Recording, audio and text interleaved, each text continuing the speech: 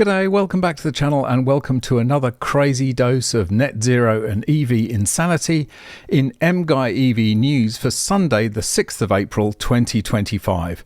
Be sure to follow me on the usual socials for more content, links in the description, and please make sure you're subscribed and have enabled all notifications so you don't miss out on any future videos. And if you'd like to support this channel, why not buy me a coffee? Click the link in the description or scan the QR code on screen. So the first story, it's pretty bad news if you bought one of these Rimac Nevera cars. They're exclusive, high-end, expensive electric hypercars. They're probably the worst investment you could ever think of. If you're going to drop million plus on a car, make sure it's something that's going to hold its value. And quite frankly, anything with a battery in it ain't going to hold its value. And when that value is over $1 million, £1 million actually, it's a pretty painful depreciation to bear, as this article explains. World's fastest electric car loses over 50% of its value in just 2 years. Like I've said before, there will never ever be any classic EVs. There just won't be. They're just not designed to be classic. It's like is disposable. And it's pronounced Rimats, by the way, I think. So I'm going to use that pronunciation because we get onto that in a minute. The Rimac Nevera electric hypercar made headlines by smashing world records. But now owners of this ultra-exclusive EV are facing huge financial losses. One example stands out. A 2022 Rimac Nevera, currently up for auction on Bring a Trailer, shows just how far values have dropped. Despite having only 2,150 kilometers on the clock, the car has lost more than half its value since it was new. When it was first delivered from the factory, this particular Nevera cost about $2.1 million or 1.66 million pounds. Now it's expected to sell for far less, signalling a steep depreciation. That's the understatement. To make matters worse for the original buyer, this Nevera includes pricey add-ons. Among them is Rimac's Level 2 upgrade package, which adds loads of carbon fibre and cost roughly $80,000 or £62,000. It also features a special blue paint job priced at $18,500. It is absolutely unbelievable, because what is happening here is that the only thing that makes hypercars valuable is their powertrain, and batteries and motors don't cut it. People don't want to spend a fortune on batteries and motors. They want to spend a fortune on a tuned V12 or a W16 or some crazy engine and powertrain. They do not want to drop millions of dollars on a freaking battery and an electric motor.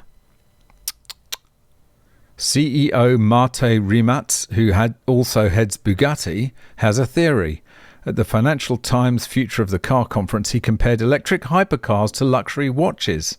No, they're not. An Apple Watch can do everything better. It does 1,000 more things. It's more accurate. It can measure your heart rate, Rimac stated, as cited by Boosted. But no one would pay $200,000 for an Apple Watch. Yes, he's comparing electric hypercars to expensive Apple Watches. Genuine mechanical watches, high-end watches, are equivalent to mechanical combustion cars. That they hold their value. It's absolutely insane. I feel sorry for the poor people who've wasted their money on these expensive EVs. Although if you can afford to buy one, then you've probably got money to waste anyway. So, but this is just the top of the pile of depreciation. Other EVs are also going to depreciate because they have no value. A battery essentially has no value. It's disposable, yet it makes up half the value of an EV when it's new. So here in Australia, we have an issue because the EV sales remain elusive, in the understated words of the Federal Chamber of Automotive Industries, because nobody wants to buy an EV, but they are buying plug-in hybrids, or they were until the 1st of April. We'll come on to that in a minute. Consumer shift to EVs remains elusive. Australians purchased 108,000 new vehicles during March, a decrease of 0.9% on the same period in 2024, which was the best ever March result. Sales of plug-in hybrid vehicles, PHEV, during March were 380% up on 2024, reflecting the impact of the removal of the Commonwealth Government's FBT exemption for these vehicles from 1st of April. Yes, we'll come on to that story, but they're trying to get in under the wire. So that's an artificially high number of plug-in hybrids that were sold in March. While overall sales are strong, the electric vehicle transition is not progressing at a pace likely to meet the long-term targets under the New Vehicle Efficiency Standard, NVES. EVs represented just 4.9% of total sales reported to FCAI, compared with 9.5% in March 2024 and 6.8% in March 2023. So it's not only not going forward, it is going backwards. And that makes sense, because EVs are impractical, inconvenient, expensive, and a pain to live with unless you have the luxury of off-street parking and charging. We are at a critical point in transitioning to a lower emission vehicle fleet, but the reality is clear. Australian families and businesses are not shifting in large numbers to EVs, FCAI Chief Executive Tony Webber said. While the supply of EVs is increasing, now with 89, God help us, models available in Australia, the demand for EVs is weak. The early adopters have acted, but the rest of the vehicle buying public has not followed. This is consistent with a number of other advanced markets around the world. Yep, absolutely right. And just as PHEVs seem to be taking over, oh dear, they abandon a tax break for PHEVs, which is going to make those even less appealing than they were just a few days ago, which is probably why the March figures were so high. A major $30,000 EV tax change from today, despite pleas for reversal. Worst possible time. The government is removing the fringe benefits tax exemption for plug-in hybrid vehicles, which is worrying some in the industry.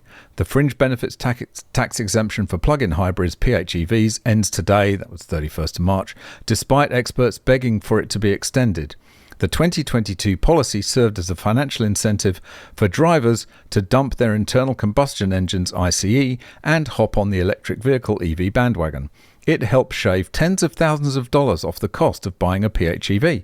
And despite its success, the government has committed to ending it on Tuesday, April the 1st. CarExpert.com.au founder Paul Maritz told Yahoo Finance that PHEVs had become the perfect middle ground between ICE cars and EVs. People are switching away from electric vehicles to plug-in hybrids, he said. It's the worst time possible for this kind of thing because the people just don't want to buy electric vehicles. And they're going to be removing the only real subsidy that is sort of currently gaining traction. Yeah, so just as the market seems to be going in a particular direction towards plug-in hybrids, the government says, government says no. Computer says no. And as you can see from the VFACTS report for March 2025, this is our kind of vehicle sales report that comes out every month. We'll take a look at the list in a minute, but guess what? It's utes and SUVs that are the top 5 or 6 in the list. VFACTS March 2025, Ford Ranger back on top as market expands for the first time this year. Australia's new vehicle market has started to ramp up again, with March sales up on the same month in 2024, but sales are still down in 2025. Ford Ranger has claimed its first monthly sales win in more than 6 months, leading home the strongest overall market sales so far this year. VFACTS figures supplied by the Federal Chamber of Automotive Industries, FCAI, today show a total of 108,000 new vehicles, blah, blah, blah. But let's just take a look at the list of cars models that actually make up the list. Ford Ranger, Toyota RAV4, Toyota Hilux, Mitsubishi Outlander, Toyota Land Cruiser Prado, BYD Shark 6, I don't know who's buying that rubbish, Ford Everest, Isuzu D-Max, Hyundai, that's an electric or a hybrid, I think, Mitsubishi Triton, Nissan X-Trail, Kia Sportage, Hyundai Tucson, Mazda CX-5. That's why in Australia people want SUVs and utes and trucks, because it's a tough life for vehicles on the road here, especially if you don't live in the urban green inner cities that mostly drive EVs. Most people live in the suburbs. They have to travel long distances. They are not interested in buying an EV, not in a million years. So they're going to buy a truck or an SUV, and that will continue for the foreseeable future. And there's nothing this Albanese government or Chris Bowen can do to stop it, thank God.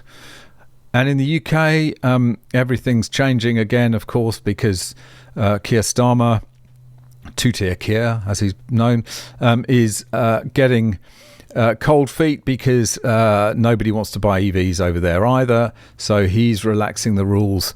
As it says, Starmer to rush through watered-down electric car rules in wake of Trump tariffs. Industry faces hammer blow from US President's 25% duties on vehicle exports. Keir Starmer is preparing to rush through changes that water down electric vehicles' EV targets as car makers brace for Donald Trump's tariffs. Yeah, it's not just that, though. It's the fact that nobody really wants them. The UK is, admittedly, they are buying more EVs than pretty much any other country on the planet. But it's still under 20% of new car sales, which is not only short of the 22% that they were required for last year, but way below the 28% that is required for this year. So good luck meeting that target. On Friday, Whitehall sources confirmed that the zero-emission vehicle ZEV mandate would be amended as soon as next week.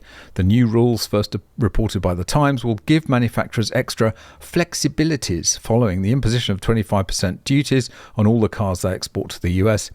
But it is understood that they do not currently include reforms of the mandate's headline targets and are unlikely to go further than what was set out in a consultation that closed in February.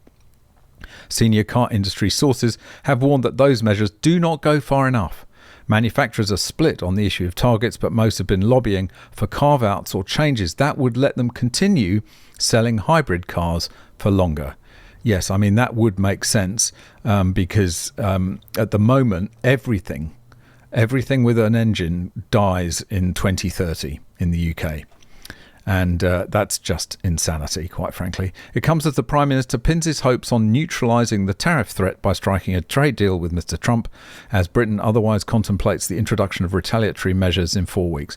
Under the existing ZEV mandate, 28% of new cars sold in the UK must be electric this year. Although in practice, manufacturers can already undershoot this target using various allowances, where they're not getting anywhere near that. And so this might be fantasy policy. It might be, that might be what they want to impose on people. But if the public aren't interested, then good luck with imposing it. And the other thing that they've had to do, which was quite funny, is that they've had to relax the weight restrictions for what you can drive on a regular license, because EVs are so porky. They're so bloated and overweight that they are actually exceeding the limits for weight that you can drive on a regular passenger car license. And so Labour approves changes to driving licenses, giving electric vehicles more freedom. Common sense. Labour has approved new regulations which would see drivers of electric vehicles operate heavier vehicles without needing additional training. The changes, which were debated in the House of Commons yesterday, aim to support the transition to greener vehicles by removing regulatory barriers. Yeah, The new regulations will enable Category B license holders to drive fully electric or hydrogen-powered vehicles weighing up to 4.25 tonnes without the previously required 5 hours of additional training from an accredited instructor. EVs are absolute porkers, so overweight. Most modern combustion cars, maybe 1.6, 1.8 tons. But here we're looking at like 2.5 tons for an SUV with a massive, great battery in it. And that's what takes up the weight, obviously. A battery is way more, is way heavier, is way more massive than an engine and a fuel tank full of fuel. It's just insane. They're playing catch up all the time. It's hilarious. And obviously it's causing potholes as well, because the average weight of cars travelling over UK's roads is slowly creeping up as more and more electric cars are on the road, and that's causing way more potholes and the roads to deteriorate. They're just constantly going to be playing catch up. This is an interesting story because not only are EVs, if EV demand is down, then all the supply chain demand is down as well. And when Biden was in the White House and everything was full speed ahead for mad EV mandates, they thought, it'd be a good idea to invest in some battery plants or some other supply chain production that would help the EV manufacturers. But now, in this new world of Trump and back to combustion cars, they are feeling the pinch as well. A stunning number of electric vehicle battery factories are being cancelled.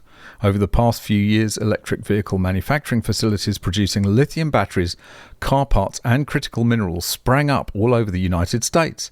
Drawing on cash and tax credits from the Inflation Reduction Act, the oxymoron act, if ever there was one, these factories promised to provide jobs largely in Republican areas and to set the nation on a path to making homegrown EVs. But even before President Donald Trump's sweeping tariffs on imports, many of those projects were being cancelled, leaving thousands of jobs and the shift to clean energy in doubt. According to data from Atlas Public Policy, a policy research group, more projects were cancelled in the first quarter of 2025 than in the previous 2 years combined. That's an 8-fold increase. Those cancellations include a $1 billion factory in Georgia that would have made thermal barriers for batteries, and a $1.2 billion lithium-ion battery factory in Arizona. It's hard at the moment to be a manufacturer in the US, given uncertainties on tariffs, tax credits and regulations, said Tom Taylor, senior policy analyst at Atlas Public Policy. Hundreds of millions of dollars in additional investment appear to be stalled, he added, but haven't been formally cancelled yet. Unfortunate, because there's going to be a lot of people whose livelihoods depend on these slightly misguided investments and slightly unfortunate and unreasonable, unwise investments in these new technologies before it really was decided where the market was going, and the market has said no thanks. So unfortunate. And finally, the net zero star. Here she is, Emma Pinchbeck. This is an interesting article from the Telegraph to finish on. It's a bit of a profile. It's a bit of a softball interview with the head of the Climate Change Commission, I think it's called. But we'll come to the very important point in a little bit. But you'll get the flavour of it. UK's net zero tsar. Your home will still be warm. You'll still drive a car. You'll still eat meat. Except maybe less of all of those things. Emma Pinchbeck on the compromises needed to hit Britain's 2050 eco target and why it's never right to force people to change. From her home near Stroud in Gloucestershire, Emma Pinchbeck has a clear view out over the countryside to where 10 generations of her mother's family have lived, right up to the hills where a recent addition, a wind turbine, stands. As the mother of a 5-year-old and a 2-year-old, she says, every bit of me wants the valley that I come from to stay exactly the same for them as it was for me. And that wind turbine is trespassing on that. some may see an irony in her regret, as 38-year-old Pinchbeck is the government's new climate change advisor. As chief executive of the Climate Change Committee, CCC, the climate policy watchdog, she is responsible for helping them deliver the goal of reaching net zero by 2050. So what do you reckon? Engineer? Physicist? Chemist? Let's find out, shall we? What do you think? Pause the video now and let me know in the comments what you think her qualifications are to do this job. And then we'll have a look. Pinchbeck thrived at Stroud High School and went on to read Classics and English at Corpus Christi College, Oxford, the first in her family to go to university. Classics and English. I mean, what can you say? She's trying to navigate a massive energy transition, and physics, nope. Chemistry, nope. Engineering, nope. But classics and English, so she can speak Greek and Latin and knows a lot about English literature. But I mean, how is this? Does this make sense? Maybe somebody in the comments can explain. All right, that's it for this one. Thanks very much for watching. Really hope you enjoyed it. See you in the next one. Bye for now.